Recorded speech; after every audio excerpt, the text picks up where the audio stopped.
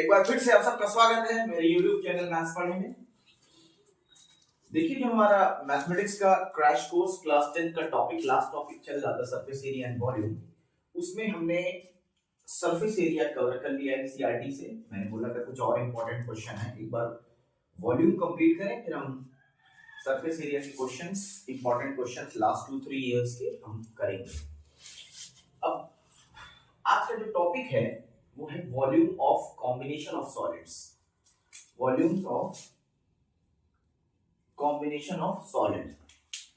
But video को start करने से पहले मेरी आप सबसे रिक्वेस्ट है कि प्लीज मेरे YouTube चैनल मैथ्स पढ़े को प्लीज सब्सक्राइब करिए, मेरे वीडियोस को शेयर करिए।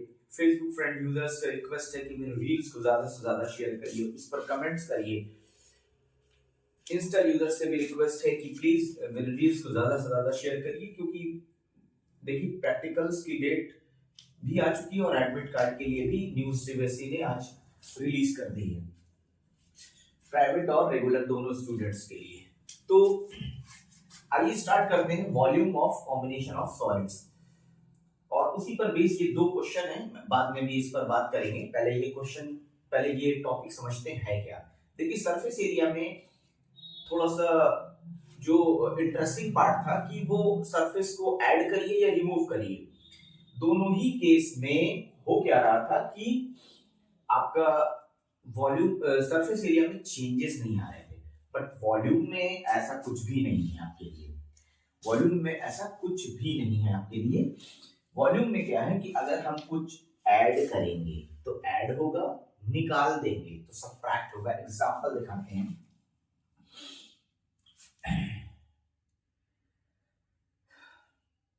सपोज करिए कि मेरे पास एक वेसल है, हेमिस्फीयर के ऊपर कोन रखा हुआ है, तो हेमिस्फीयर प्लस कोन, वॉल्यूम की बात हो रही है यहाँ पर, ये वॉल्यूम टॉपिक है। अच्छा, हेमिस्फीयर का वॉल्यूम है 2/3 पाई आर क्यूब। यहाँ पर हम कंसीडर कर रहे हैं शेप को कुछ हम ऐसा ले रहे हैं, देखिएगा थोड़ा शेप पर भी ध्यान होना चाहिए कि शेप कैसे, शेप पर बात हो रही है। सेम रेडियस दोनों शेयर कर रहे हैं, इसकी रेडियस सेम है, इसका डायमीटर सेम है, तो ये 1/3 पाई, यहाँ पर h इसकी ये हाइट है, ये रेडियस ये height, r square h। h mention किया होगा क्वेश्चन में, नहीं मेंशन करेगा तो बाद में देखेंगे कैसे क्या करना है। अब अगर इसी टाइप में एक क्वेश्चन हम देखें कि मेरे पास एक सिलेंडर था,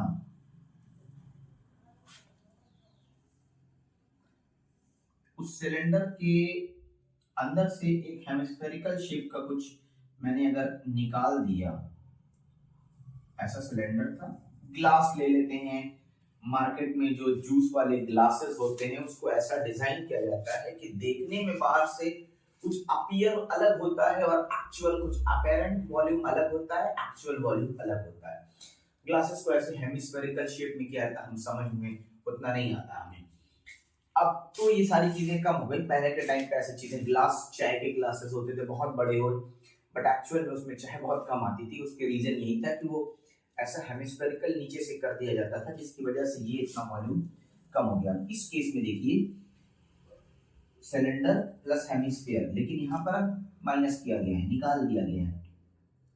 तो सिलेंडर का वॉल्यूम आप लोगों को मालूम है, अगर इसकी हाइट h है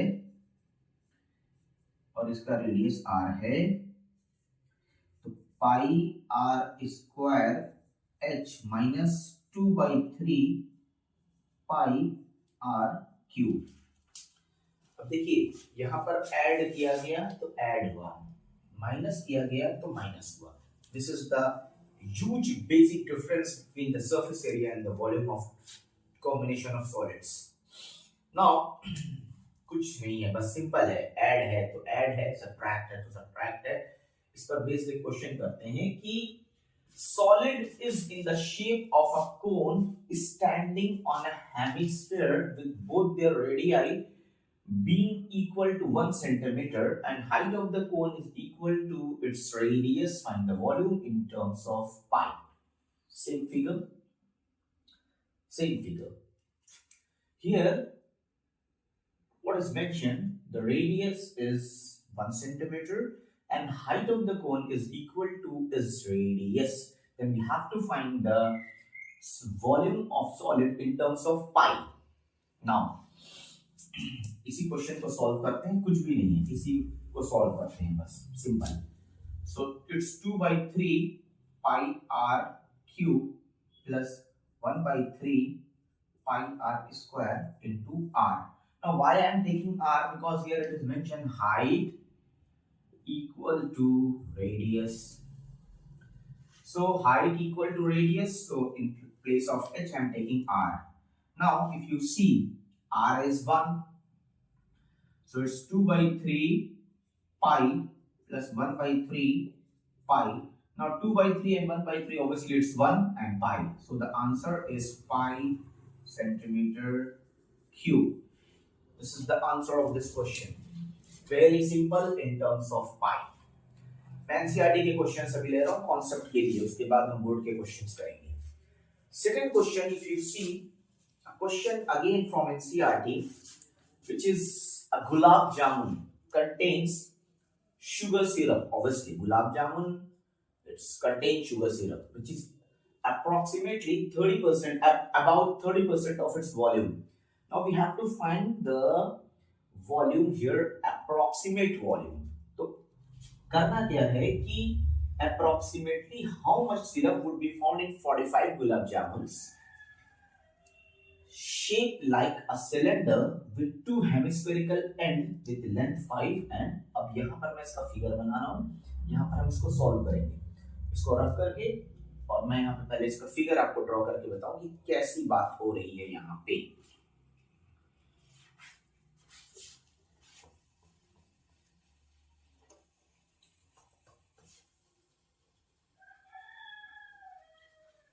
इस तरह का कॉम्बिनेशन हमने सरफेस एरिया में भी डिस्कस किया था, जहां पर हमने कल कैप्सूल का सरफेस एरिया निकाला था जो 220 mm² आया था. अब देखिए अभी शेप क्या है, शेप बहुत ही कॉमन सा शेप है गुलाब जामुन. ये थोड़ा सा एक्चुअल में कॉमन मैं नहीं बोलूंगा, आज की डेट में ऐसा कॉमन शेप का गुलाब जामुन नहीं मिलता है.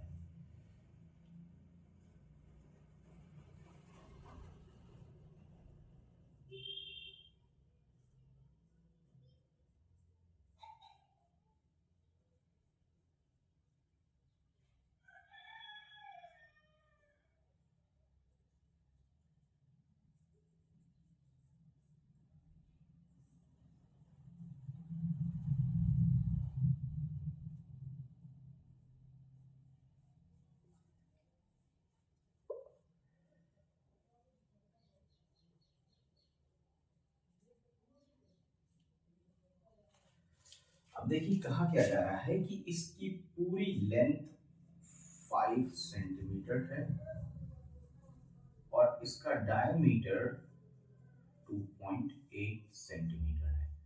अगर हम यहाँ से दो हेमिस्फेयर को निकाल दें तो देखिए हम रेडियस पे आएंगे तो ये 1.4 होगा.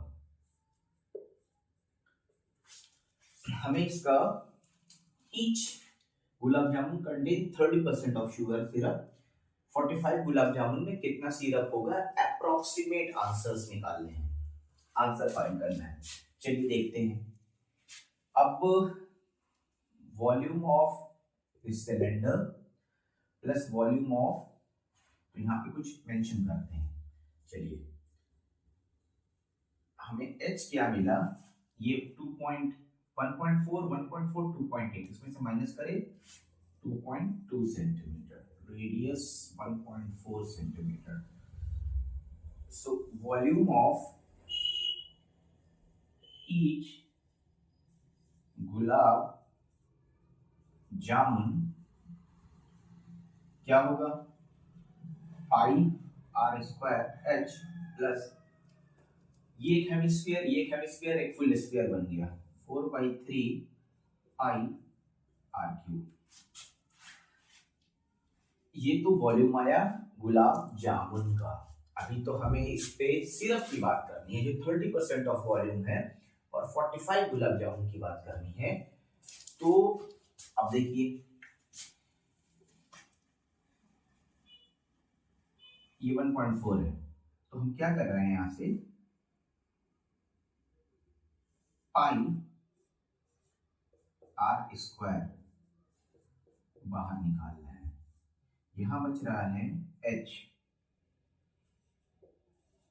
Sorry it's 2.2, I am sorry, plus 4/3r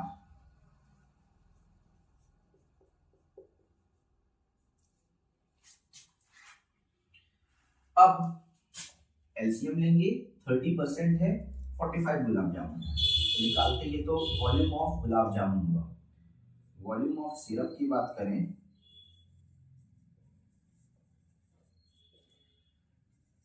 30%, 30/100 into, थोड़ा यहां से कट करते हैं, ये 0.2 हुआ, ये 4.4 इंटू 1.4 अंदर में आते हैं, 3 मैंने ले लिया एलसीएम, 6.6, 5.6,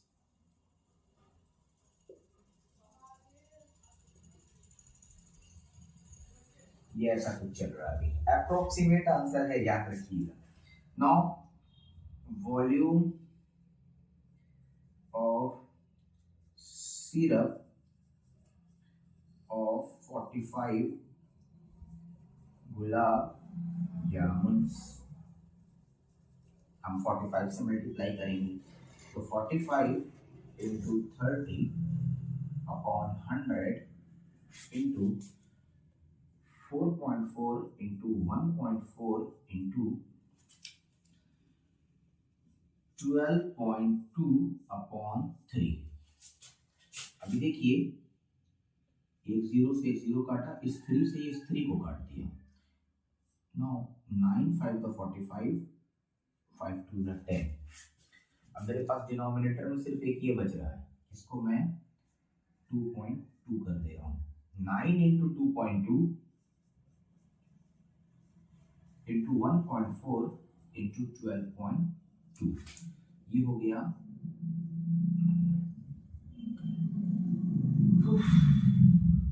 190.8, 9 to 18 इंटू, इसको मल्टीप्लाई करें तो 1.4, 12.2, 28, 28, 14, 8, 0, 7, 17.08 और इस 17.08 में मैं जा रहा हूं मल्टीप्लाई करने 19.8 से। 8 8 64, 4 का 6, 8 7 56, 5 13, 9 8 72, 2 7, 9 7 63, 3 6, 9 1 9 6, 15. The last one is 8 0 7 and 1. So it's 4 8 13 8 20, 1 ka 3, now it's 9 and here it is 3, so it's approximately 339 centimetre cube. Answer में थोड़े से इसलिए वो है क्योंकि उन्होंने बोला था पाई की वैल्यू 3.14 लेने के लिए, मैंने 22/7 लिया है तो इसलिए 339 सेंटीमीटर क्यूब आ रहा है। एक्चुअल में ये आंसर अगर आप एनसीईआरटी में चेक करेंगे 338 आएगा, बट नॉट एन इशू। तो देखिए बहुत ही सिंपल है, ऐड होगा तो ऐड होगा, वॉल्यूम में सबट्रैक्ट होगा तो सबट्रैक्ट होगा, ज्यादा सोचना ही नहीं है। और 2 क्वेश्चंस के साथ कल आएंगे और उसके बाद फिर हम आपको कल में ही कुछ एक्स्ट्रा क्वेश्चंस करवाएंगे सरफेस एरिया वॉल्यूम के कंबाइन करके, और एक लेक्चर और लेंगे और इस चैप्टर को खत्म करके हम स्टैटिस्टिक्स स्टार्ट करेंगे। देखिए स्टैटिस्टिक्स में भी कुछ ज्यादा नहीं रह गया, हमें दो जो फॉर्मूले दिए गए हैं मीन के, एक मीडियन का, एक मोड का, बस यही हमें डिस्कस करना है। ओगिव चला गया, फ्रीक्वेंसी पॉलीगन और सॉरी क्लास मार्क और कम्युलेटिव फ्रीक्वेंसी के बीच का जो ग्राफ जो ओगिव था वो रिमूव कर दिया गया सिलेबस से। आज के लिए इतना ही करते हैं, कल फिर कुछ क्वेश्चंस लेकर के आएंगे, तब तक के लिए bye bye, have a nice